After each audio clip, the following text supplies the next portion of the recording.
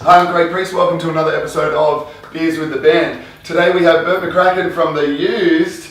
How you doing, buddy? I'm great. That's good. Chilling. No beers today, though. Where's my beer? You're 4 years without a drink, right? I drink ginger beer. Oh, I should have got ginger beer. What have I done? I drink apple beer. Bundaberg ginger beer. Have you had that? Of course you've had that. Of course I'm local. Yeah. I'm fairly local. You I've are been around. around. Yeah, lived here for 4 years. That's crazy. Bundaberg is a fantastic craft brew. It's just a little plug there. I like the lemon lime bitters. I like the passion fruit. Yeah. I haven't had the passion fruit. I like the lemon classic lime bitters. ginger beer as well, of course. Yeah. What about the double sass? There's can't go past sarsaparilla. I love it. How good is sarsaparilla? I had no idea this is what we were call them talking adult about. sodas around here. Adult sodas. Well, I want to talk about these tours that you're on. Because are you just doing this in Australia at the moment, where you're doing two shows, or you've been doing this? No, we've been doing this all year. We've done 100 and something shows. Wow. So every city that you're going to, though, you're playing 2 nights? Yes. And you're playing both albums, self-titled? Playing self-titled In Love and Love and Death. Thought it was appropriate to do a kind of a celebration of the impact these records have made. And a lot of people have taken these records really to heart. And we have as well, especially. So yeah. All those stories are very relatable. Those are my stories as well. These records have saved my life and helped me find my place in the world, and really allowed me to feel inspired to go to the next level, or to dare to be who I really know that I am. Yeah. That's perfect. For the fans and for all the hardcore used, the dedicated ones, you know, Yeah. we know that they get it. These songs are way bigger than the 4 of us. Yeah. They're and music really is only as special as we make it in our lives individually. So And was it you and Jeff? Monumentally important. Yeah. Well, speaking of the importance of it, was it yourself and Jeff that decided to do this, or did somebody else come up with an idea and say, "Hey, you guys need to"? We talked about doing this for. We talked about doing it when self-titled was 10 years old, and we kind of just missed it, and then we missed the 10 year for In Love and Death just barely as well. So. Because that's 12 years now. Yeah, we thought, man, 11, 12 years, it's just as good. Yeah. Yeah, and we just did this cool live and acoustic in LA, and so we thought a brief break in the songwriting process and recording and new stuff to kind of pay tribute and give so much respect to those first 2 records. Yeah. Well, I was watching you guys last night as well, and I was just sitting there thinking, how many bands out there? Not many bands can write a record that you have listened to the whole album and not want to skip one song. Because you guys can play that whole album, both albums, back to back and throughout the whole set, and you don't just sit there and go, "Oh fuck, I wish they didn't play this song. This song's the worst." Like, you sit there and it's like they're bangers throughout the whole record, and you didn't just do it with one, you did it with 2, and you guys are now. Well, it's flattering. It's very flattering, but the truth is it's very subjective of what great songs are, right? Yeah. Everybody has a kind of a different, and that's the most beautiful thing about music, is that there's something out there for everyone. So just the fact that we're a small part of this bigger kind of beautiful world that is music, that involves every little tiny thing. We're just humbled to be a part of something so cool. I also wanted to ask as well, do you listen to these albums yourself? Yes, of course. Yeah? In my most miserable moments, like I said on stage last night, those times where I'm too low to talk to my friends or my family about it, I'll put on Hard to Say, or I'll put on My Own, and it really helps me realize, like, this moment that I'm feeling, these intense feelings will go away, pass, and tomorrow I'll feel different, and hopefully somehow find a way to get through it. So yes, I do listen to these records quite a bit. I'm quite a fan. The Used is my favorite band. And you brought Cleo on stage last night. I'm sure every single, I don't have kids myself, but even I was looking up and just being like, "Oh my god, that's so adorable." What does that mean to you to be able to bring your daughter on stage? Well, having a daughter kind of that's a plus. Does a lot of things to a human being. Kind of actualize your mortality, and the reality of the future of the world is very, very in my face. That, with the combination of getting to make a moment that's something so simple as seeing so many people smile at once is so impactful, and I think that putting those two together and all the time away from her I spend, I think that she can kind of now hopefully put the two and two together, like while he's away, people are smiling, and that's very important in this world. So it's like I said last night that I was waiting. I know we announced the shows in Australia maybe in March, but we knew from this time last year that we were going to do this, so I've been waiting since this time last year for last night, and it was just as special and incredible as I ever imagined. Is tonight I'll going to never forget it. Yeah, that's awesome. And we always talk about when you get hurt at a show, when you get busted up in the pit, or like we played a show at the Troubadour in Los Angeles and somebody crowd surfed and the mic like went in my face and I was all bloody. But in that moment, that created that memory that solidified for the rest of my life. I'll never forget that. Yes. So whoever threw ice at me last night, I thank you from the bottom of my heart, because I'll never forget the rock and roll show that I had last night. It was beautiful. So I don't think that means that you should go out and just punch somebody in the face and say welcome. Please You're not. welcome because you'll remember this. I think that the ice throwing was not a full like. I don't think. I don't think they were aiming for you. It'll be like, fuck you, Bert. I don't think that it was malicious. No. It's intent. I think they're just excited about it. I don't know if you remember, but 2012 at Soundwave, I interviewed yourself and Quinn, and it was your birthday. Oh, cool. So what I did was I gave you a rose that we had wrapped around the microphone as a birthday present, and I've been waiting now, how many years is this? 4 years to tell you.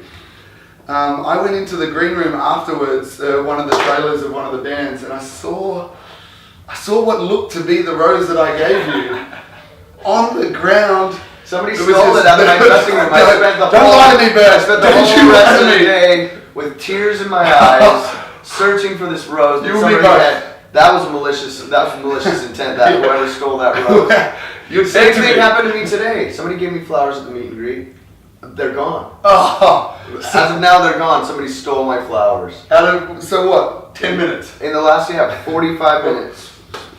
You're just not meant to have flowers. I do love getting flowers. You're not meant to have flowers. No, that's okay. But it leads into my next question. What are some of the most, I guess, strange but also just amazing gifts that you've been given over the last 15 years of being in a band? Somebody threw their prosthetic leg on stage. Jesus Christ. And did they expect you to keep it, or they're like, I'll get that what after was the show? really cool is like it had all these secret compartments, and it had a beer keg in the thigh, so you could it was like beer tap, and then he had his like little pocket right here for all of his weed and his pipe and his. So you can get into festivals. So we found him after the show, and he's like, can I come on your bus and party with my leg? And we're like, 100%. It was incredible. So how did you find him? Did you just spot the one-legged guy? Yeah, we saw the guy who was with one leg. How do you spot a guy with one leg? Imagine if you're like, are you the guy that threw your prosthetic leg up there? He's like, oh no, that's not me. We're like, whoa, okay. Well, we had known him from a few other shows. Oh, I think yeah. we'd signed the leg at another show and stuff, and he just tossed it straight up. It was awesome. So I take it the hospital, they don't give you a leg with all these beer. No, it was a custom. Definitely custom made. Yeah. He's got a leg guy. That was expensive too, I'm sure. It was a serious piece. I imagine, and the work and effort that would have gone into that. Did you give it back to him after you parted with him on the bus? Yeah, okay, cool. So Tim said this poor guy spent 20 grand on his leg. Yeah, probably 30, 40. Those things are not cheap. Worth it for sure. And also last night as well, you just mentioned that Australia means so much to you, and obviously because your wife lives here, you live here now, your daughter's here. But what's your favourite part of Australia other than family? I like, that's a good question. I feel like the possibility for my daughter in the future to have a very kind of well-rounded upbringing is the most exciting thing for me. My wife's life was pretty much trauma-free. Her parents are incredible people, and where we live in the suburbs is just very peaceful and very kind of quaint. She has a beautiful school with beautiful teachers, and so literally coming from Los Angeles, deciding to move before we had a child is, I think, we're so blessed by the universe to be able to raise our kid here that, That's a wonderful thing. We love the beach. We love Byron Bay. We love Mullumbimby. We love. There's so much to love about Australia. Yeah, awesome. Well, I normally do this thing with bands where I give. Have you ever heard of the thing where you go marry, fuck, and kill? Of course. And you've got 3 people. Yes. I do this with bands, and it's different. I go. You've got to tour with one band for 12 months straight.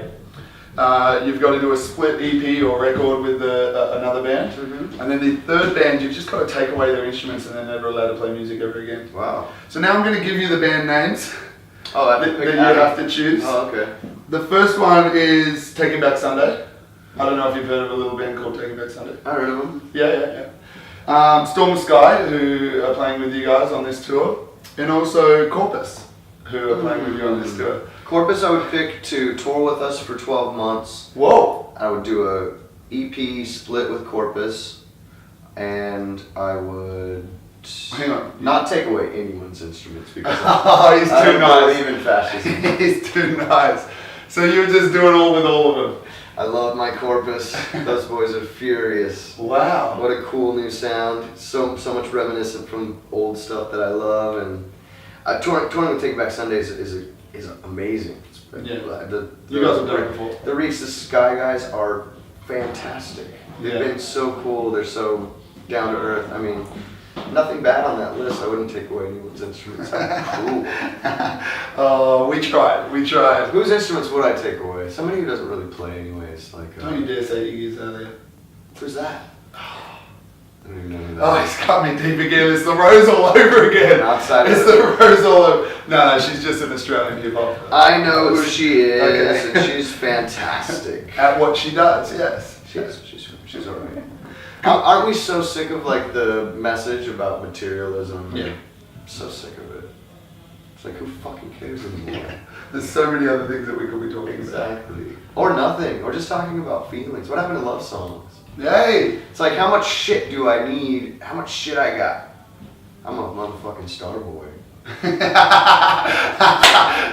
Yes. That's perfect. We're gonna do quickly 10 questions before we wrap this up. Smash them out like this. Favorite Australian food?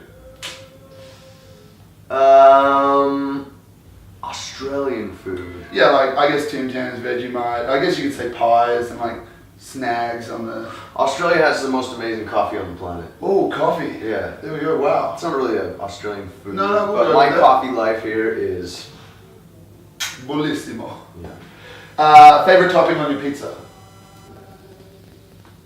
Jalapenos. No, nice. I like a spice. Spicy. He like a spice. And guacamole.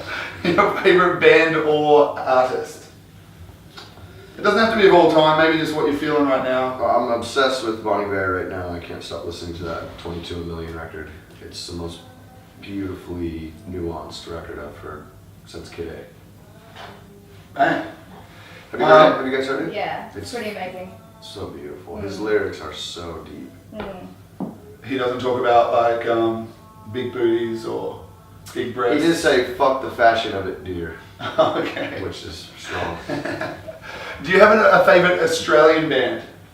Corpus, hands No, down. yeah. Why the fuck did I even ask that question? Corpus, hands down. Corpus. Bert loves Corpus. The best Australian band that's ever existed. You know, And Australian, ever will exist. you know what Australian band I don't like? AC/DC. I was about to say AC/DC. Why? I hate That's so AC/DC. weird. Why do you hate them? What's to like about it, honestly? What? The most horrible vocals. Okay, can we just say originally they're from Scotland though, right? They, Okay, cool. they weren't born here. Oh, okay, cool. They just moved here and then started Then a who band. fucking so- cares? I always say In AC/DC Excess are is badass. Crowded House, badass. What's some Australian. other? Crowded House Australian? They're probably English. Oh, Oh, are they? Yeah. Badass. Wow, I didn't even know that. That's probably why they played at the What else? Who's the politician? Oh yes, Midnight Oil. Midnight Oil. Are you serious? Fantastic. Midnight Oil are weird, and the way that the guy dances as Oh, well. it's awesome. Talk about, like, how cool is it? That guy, he's just himself. He is. There's so much substance in those songs, too. It's beautiful. I love this. Best place that you have been to in the world? I do love, Well, that's a good question. Best place in the world. Home is where the heart is, so probably the hills. Yeah. Castle Hill, to be precise. I love Sydney. It's great. Yeah, Jesus. Yeah, it's really cool. That's good. It's probably the only person ever that would, actually not the only person, but Castle Hill is such a random I know. It's embarrassing that I would say that. My wife would be like, "How fucking dare you?" Yeah, what have you done? There's so many other places. Where do your daughters there? We love Byron Bay. We go up there every year and Yeah, Byron's probably end up living there someday, away from everything. Yeah. I like the city life. Is not really for me. No? You notice one thing in common when you go to every city, and it's this kind of lack of humanity in people. Yeah. They're stripped of their empathy. They don't say hi to you. They just want to go from A to B. They'll push out. Well, if you think about like the center of human life is in these like CBD areas, Yeah. right? And what goes on in those areas is like the tallest buildings or financial firms. So people's lives are kind of dictated by monetary means. Yeah. Which strips you of like ways to connect to actual Yeah. humans. So I think to be outside the picture a little bit is always helpful. Yeah, for sure. And I guess getting caught up in your stressful life every single day is going to take its toll because you're going to be thinking about me because I've got to make those targets. I've got to make this amount of money. I've got to do this. I've got to do that. And then you don't think about anybody else. None of that means anything. There's a really cool Australian named Tim Cope who wrote a book called On the Trail of Genghis Khan, and he walked from like around North Korea to Belgium on the trail of Genghis Khan. It took him like 4 years, and when he was done, he could never go back. He just lives in the middle of the outback in Australia now, by himself, without a phone, without anything. I think maybe in that way we could become way more connected to humanity than all these things that are taking us further, like phones and. And then he wrote a book about it. Sick. Beautiful. On the Trail of Genghis Khan. Check it out. Now, the weirdest venue that you've ever played at? We played at a venue in Yekaterinburg, Russia, which is right next to like their most famous monument in the city is this Michael Jackson statue. Oh, yes. The venue was pretty downtrodden. We also got to go visit an oncological hospital for kids. We got to visit the kids with brain tumors and stuff, and it looked like the hospital was literally bombed before we went there. It was all mold in the corners and stuff. It's pretty intense to see how life works outside of the white Western privileged world. Yeah, exactly. And we just don't even know about it because there's no way that Western media is going to put anything like that in our TVs. That won't sell us anything, will it? No. The grossest thing that you've ever seen on a tour bus or in a tour bus? Grossest thing. Nothing really grosses me out that much, really. No. Yeah, tour buses are pretty gross. Yeah. Grossest thing.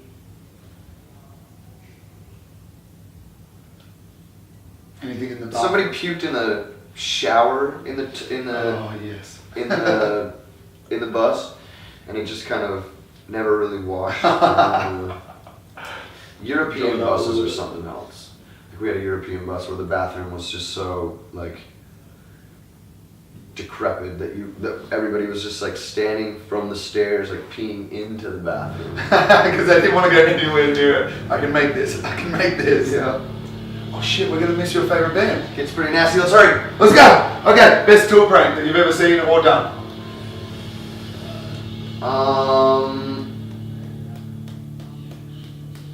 Nothing that sticks So out. many, like a classic surprise boo from behind the couch. Yeah, done. Most embarrassing moment that you've had on stage. You know what? Being on stage is about allowing yourself to feel embarrassed. It's about being yourself to the point where it's so uncomfortably you that's the point. Yeah. Every show is to get to that point. Every show's embarrassed. MySpace or Facebook? None. Fuck social media. Fuck it all. I'd actually give anyone I meet $100 if they quit their Instagram and Facebook and Twitter in front of me. Really? $100 cash. Jeez. If you dismantle it. I'll take it. Well, I don't think that's going to be good for beers with the band, but You should definitely take him up on that offer. He might be broke though afterwards because he'll. I promise you, their intentions are not pure, and these businesses are set up to sell your public information to third-party market research companies, and we've known that from the beginning. We should just read what Edward Snowden told us about. It's true. They're watching you. They're listening to you. They track your life patterns. Do you even have a smartphone then? Of course I do. Okay. But I'm just wary. I don't have Facebook or Twitter, and so I mean the band does. Unfortunately, we live in a world where everybody thinks it's so important. Yeah. That'll change. And that's changed from 15 years ago, right? Because you guys started a band and you had to have street press. You had to have people that would go up and, or you probably did it yourself and put posters up around poles. It was just more about songs back then, I think. Yeah, okay. You know what I mean? I think that if a band focuses on writing, then the music they write, then Yeah. I And then think- everything else will follow. hopefully, I think that good songs will be heard if they're good. I Yeah. think that good music speaks for itself. It really doesn't matter how many likes, fans, followers. Yeah. Let's all be leaders. Yeah. Let's follow no one. Yes. But thank you so much for your time. I really, really appreciate this. Nice to talk to you again. Yeah, nice to see you again. Sorry I don't have a rose, but it's not your birthday, so. Somebody steal it anyways. Yeah. But I can't wait to see you guys kill it again tonight. on, man. Thank you so much. I'm Bert from The Used.